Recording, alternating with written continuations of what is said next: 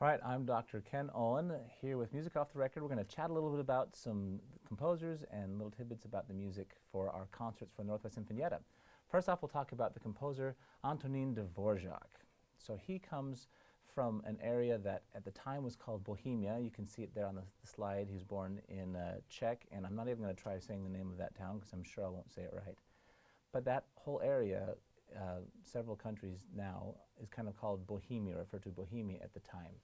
And in the bigger cities in Western Europe and places like Germany and Vienna and France, they think of this all as just Eastern Europe is just kind of the, out in the country folk. And so there's a little bit of looking down, unfortunately, on this area where Dvorak is born, which makes some challenges for him as far as becoming known as a composer. Well, he studies music as a boy with the village schoolmaster, and by the time he's 12, the family says, you know what, it's time for you to quit school, you've had enough education, time to learn the family trade, which is to be a butcher. So he has to drop out of school and go learn how to butcher things.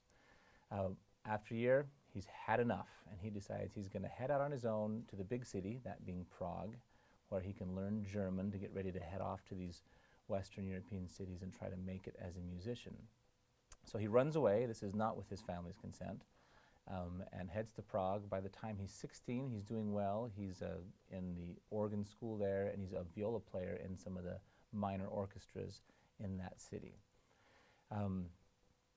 After a few years, he's worked his way up until he's playing in the Prague Opera Orchestra pit. If you know the composer Smetana, that's the conductor, and he's playing for him in his orchestra.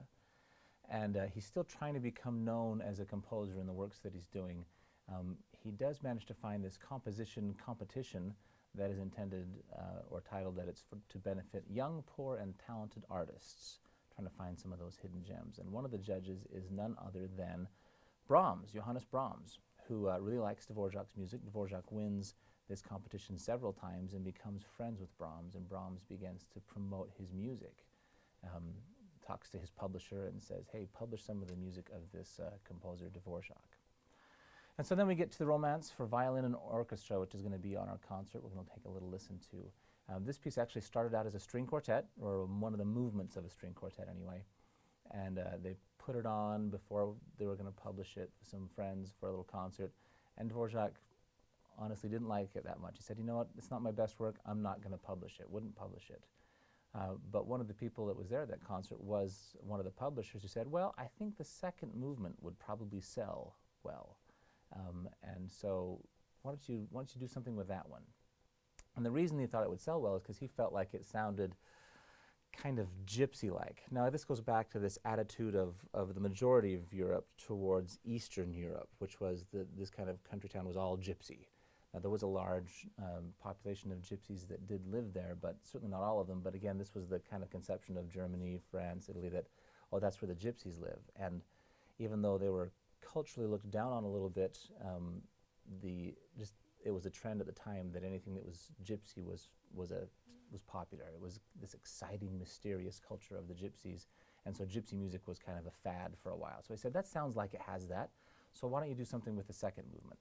So Dvorak decided he would do that, but he says if I'm going to do it, it's not just going to be a movement of a string quartet. He's got to rework it, and that becomes the Romance for Violin and Orchestra.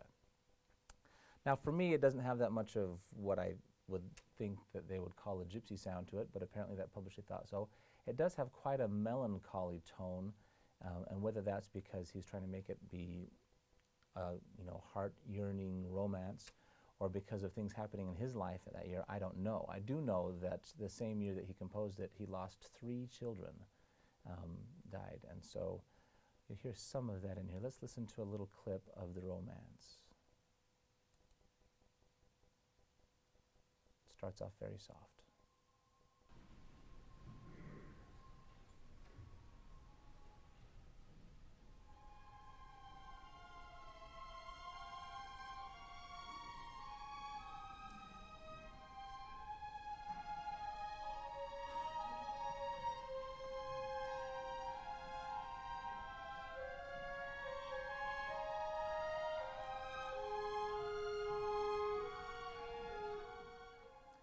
Let's skip ahead a little bit so we can get to where some of the soloist work is.